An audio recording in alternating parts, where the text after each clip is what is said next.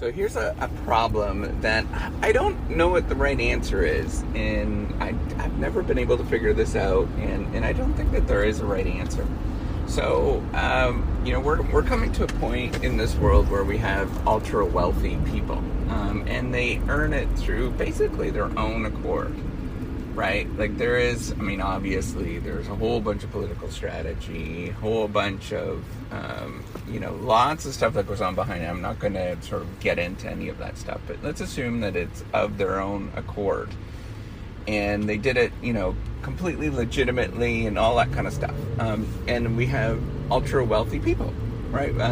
So, for example, an ultra wealthy person, somebody that has over $100 million to their name, I would say, right? Anybody more than that, when you're starting getting up to billions of dollars, that's pretty wealthy.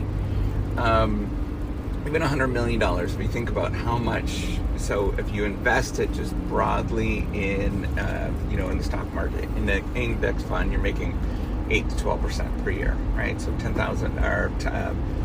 million bucks a year, that's your salary. That is pretty incredible, and that would allow you to buy pretty near any assets on a yearly basis that you ever really wanted, right? And like obviously there is an extent to what that is, but that there is some level of ultra wealth that just seems like, okay, like you can get whatever you want and it doesn't necessarily matter, it doesn't affect your wealth going forward, and that's relatively, quote unquote, relatively risk-free, doing some of those things. So, but where I'm getting at here is I don't know how to feel about that, and I've always kind of grappled with this.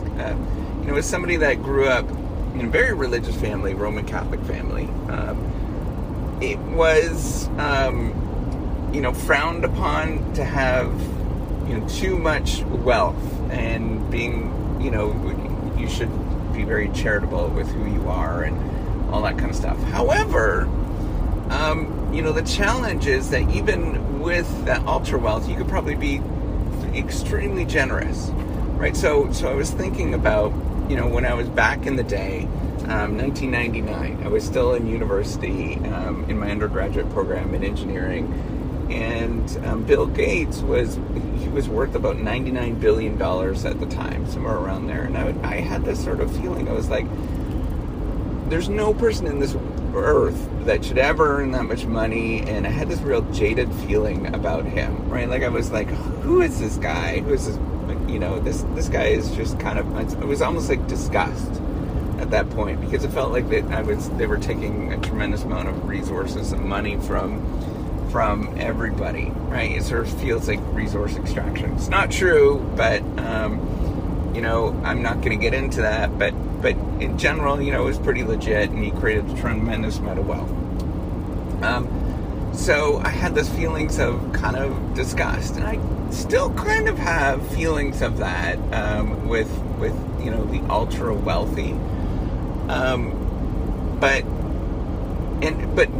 here's the challenge: is that Bill Gates ended up being one of the most generous people in this earth, has literally transformed vast amounts of civilization based on his generosity with the Bill and Melinda Gates Foundation, and will continue to do that. And then not only is he an incredibly intelligent, generous person, but he just kind of gets the big picture, which came out later on, right? Like that was later on that all of this was going on. Mind you, maybe he changed and I had epiphany, and I think that's actually the story behind it. Right, when he met Melinda, is that he kind of had an epiphany about what was going on. But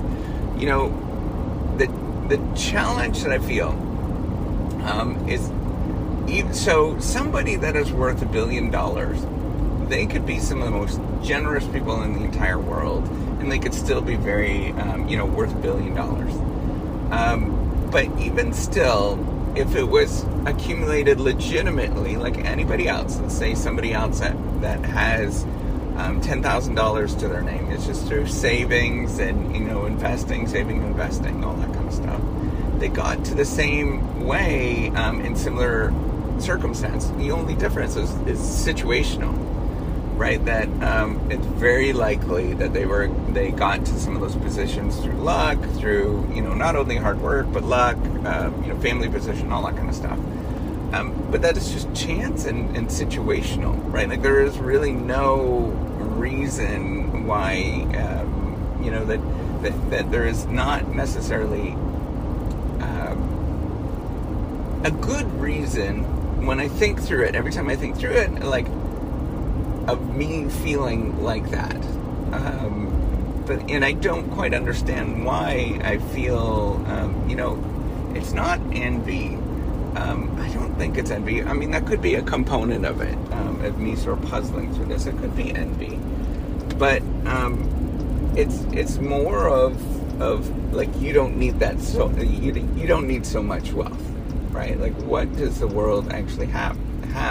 But here's the even more challenging thing. If they simply just invested in the stock market, broad-based investing in the stock market, they're doing it just as much good by doing that, because they're investing in some really good private enterprise. And as long as they're just doing a broad base and not sort of selectively picking, evil empires and stuff like that, which obviously there's some that probably do that, right? Like that are going to be just like, I'm just going to invest in, I don't know, crack cocaine or something like that, whatever, right? Like something that you would consider pretty evil. That definitely does happen, but there's a lot of people that get ultra wealthy and they just invest it broadly, which is actually a really good strategy. And the challenge then is that if they do that, they're doing it no different than anybody else. There's no difference. And what they're doing is actually sort of spurring up the growth of the economy. So the only thing that they could possibly do that would be different, but this is the challenge, the only thing that they could possibly do that could be different is to be more charitable and distribute wealth in a way that was not going through financial markets, right? So financial markets, at least in theory, are supposed to distribute wealth or capital in a way that will be allocated in such a way that the right resource will get that, based on sort of pricing, based on what market demands are, and those kind of things. But if you have that much wealth, you have the choice to pull some of that out of the financial markets and do charitable giving. And the challenge with charitable giving that I struggle with, and I don't know, maybe there's finance scholars and stuff like that probably, probably give some insight on this, is that then you're taking it out of more of a quote-unquote rational market that, is built of many people deciding where these assets should go, the resources should go in terms of the capital markets, but then distributing it in a way that you prefer as an individual. But the problem is your preferences often are really not great. We're not great as humans individually. I don't believe so anyways, in terms of choosing the right thing that we should invest in. Markets are pretty good. They're much better because it incorporates many more people. Markets are not perfect. They make mistakes, all that kind of stuff.